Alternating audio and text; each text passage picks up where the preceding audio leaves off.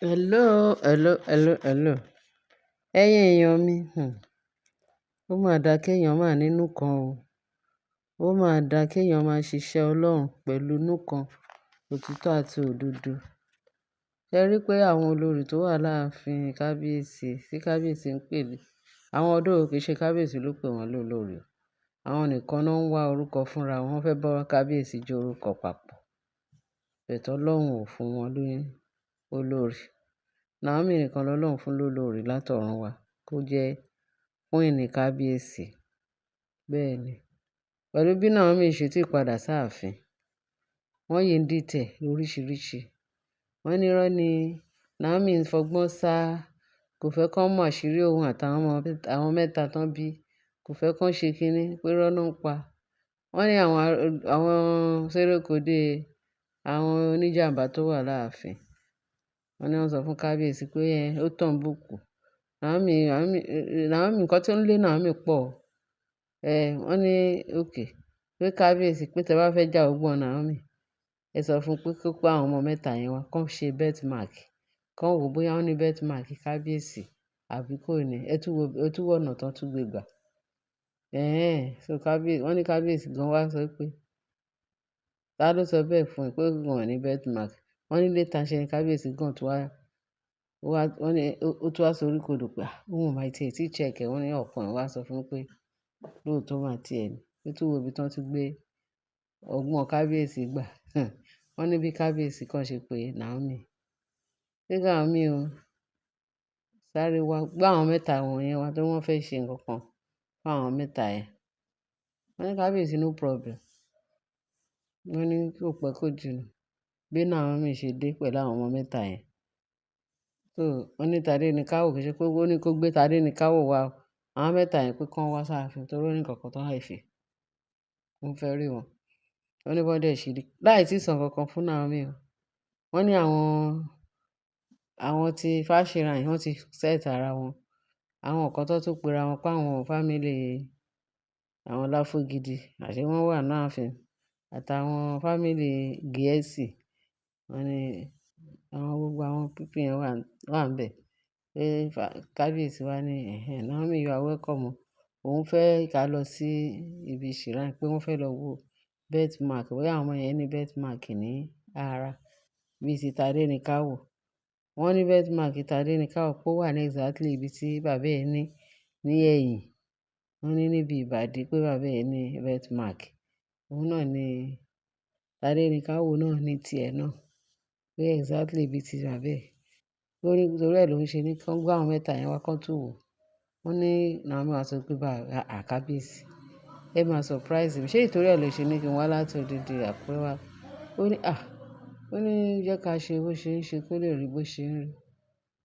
Pé Naomi wá ní ẹ lọ wò ó. Bẹ̀tẹ̀ òun ṣàmọ̀ wípé àwọn ọmọ yẹn ní. Ó ṣe béèrè lọ́wọ́ mi láti ìgbà yẹn, àbí ká ti ẹ̀ wò pé birthmark or no birthmark. Òun ti bímọ pé òun ti ẹ̀ wò, pé òun kàn mọ̀ pé àwọn ọmọ kábíyèsí. Èwo tún ni kẹ́ pé birthmark wọ́n fẹ́ tún lọ wò ní kíni. Nígbà tá a ti lọ wo tẹ̀jẹ̀ tí gbogbo ẹ̀ ṣe kinní pẹ̀lú gbogbo awuyewuye tó ń pariwo. Ó mọ̀ ṣe bẹ́ẹ̀ kábíyèsí. Kábíyèsí ó dàbí pé yẹn ṣe lẹ̀ ń doubt o. Kábíyèsí ẹ̀ ṣe sọ fún mi pé òun ò ní wá pé bẹ́ẹ̀ ṣe sọ pé ṣe ni wọ́n ní kẹ́ wá doubt. Pé òun nìyẹn pé kán ṣe. Wọ́n ní bọ́n dẹ̀ ṣe gbé àwọn ọmọdé ibi shrine náà. Pé gbogbo wọn wà ńbẹ̀ o. Àtàwọn Láfógidi ẹ̀dá o. Àtàwọn Gẹ̀ẹ́sì ẹ̀dá o. Àwọn Fáṣírà wọ́n ní gbogbo wọn péjọ. Wọ́n bẹ̀rẹ̀ sí ní tẹ̀sẹ̀, wọ́n bọ́ aṣọ lára àwọn ọmọ gẹ́gẹ́ bá ṣe gbọ́ o, allegedly. Wọ́n ní wọ́n wò kíní, birthmark wà ńbẹ̀. Wọ́n ní wọ́n sọ fún Naomi pé kó lọ jókòó síbi kan. Wọ́n ní Naomi yẹn àwọn ọmọ nìkan ló gbé fún wọn pé kán lọ ṣe nǹkan tán fẹ́ ṣe. Ó ní wọ́n gbé kan padà wá fún òun. Wọ́n tún ṣe kejì. Wọ́n tún gbé kan padà. Wọ́n tún ṣe kẹta. Pé nǹkan tí Naomi kàn gbọ́ ni pé ariwo géé. Pé wọ́n pariwo géé. Pé òun wá ní kí ló ń ṣe wọ́n tó ń fi pariwo. Wọ́n ní Naomi pé ó yege. Wọ́n ní tẹ bá rí jubilation láàárọ̀ yìí ní ààfin. Kì í ṣe kékeré o. Bá ṣe gbọ́ allegedly ni o. wọ́n ní bó ṣe bẹ̀rẹ̀ sí ní pariwo náà ń lùlù náà ń ṣe kínní wọ́n ní small celebration wà láàfin lẹ́nu ṣe ń ráyè wọ́n lójú ti àwọn Ọláfúngídé elders wọ́n lójú ti àwọn olórí náà pẹ̀lú ariwo tó ń gbọ́ tí gbogbo wọn sọ pé congratulations sí Naomi congratulations sí Naomi wọ́n ní kí ló dùn tó ṣe ń ráwọn èṣù béèyàn gbogbo ọ̀nà tó bá ti jẹ tàkúté àwọn tìka lára wọn ló máa ń mú ṣe ń rí ṣe àní Naomi ti yege ṣe rí gbogbo àwọn ọlọ̀tẹ̀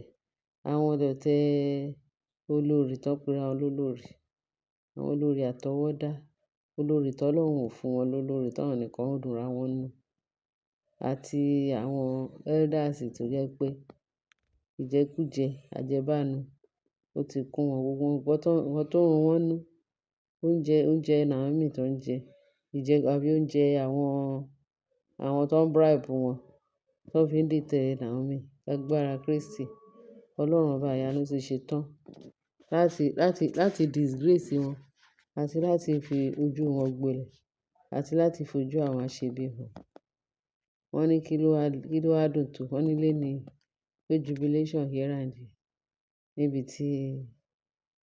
níbi tí àwọn ibi tó ń fojú sí kó àṣẹ ọ̀nà ògbàgbọ́ wọ́n níbẹ̀ tí Naomi kàn wá sunkún tó sọ fún ẹ mọ̀ pé ìyẹn gan pa ìsunkún Naomi kíákíá ẹ sì mọ̀ pé ó mọ ojú ẹ̀yìn omi ò ń pẹ́ jáde lójú ẹ̀ wọ́n ní ṣe ló ń sọ pé kábíyèsí pẹ̀lú bẹ́ẹ̀ ṣe trust o bóun ṣe fi inú kan hàn yín tó fi gbogbo inú kan fi hàn yín lé gbogbo ìgbésí ayé òun ẹ̀yin dà tó wọ́n ní kábíyèsí tó ń bẹ̀ pé kò rí bẹ́ẹ̀ jẹ́ ká ṣe ohun gbogbo bó ṣe yẹ kó rí ǹjẹ́ ìgbà tó ti ṣe eléyìí sí ṣẹ́ nìkan tó máa lẹ́nu ọ̀rọ̀ níbi tó wà ó ní Naomi wá dá lè kú ẹ no problem pé ṣùgbọ́n tó wá di next time kó yẹ kí kábíyèsí máa sọ fún òun kábíyèsí ni ẹ̀ kóun á sọ ẹ mọ̀ pé kábíyèsí tá a bá sọ pé kí kábíyèsí sọ àbí kó má sọ ní pé àwọn eléṣù tó ní kan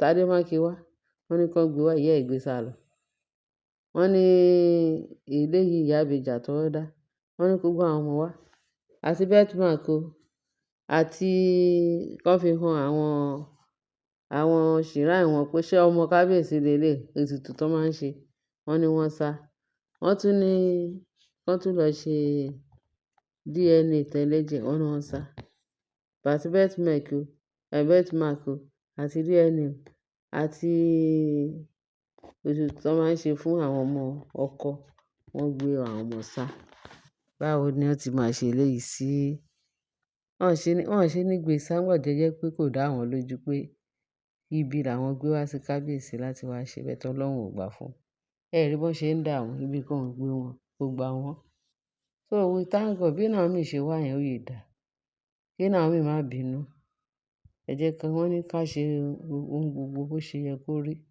kó lè rí bó ṣe ń rí bí Naomi ti ṣe yẹn ó ti dojú wọn bolẹ̀ ó ti fẹ́ nú wọn gbolẹ̀ ó ti dójú tì wọ́n Ọlọ́run á túbọ̀ máa gbèjà á dójú tì wọ́n gbogbo àwọn ọ̀tá ẹ̀ láàfin Jésù Kristi Olúwa wa amen kó ṣe kó máa lọ kó padà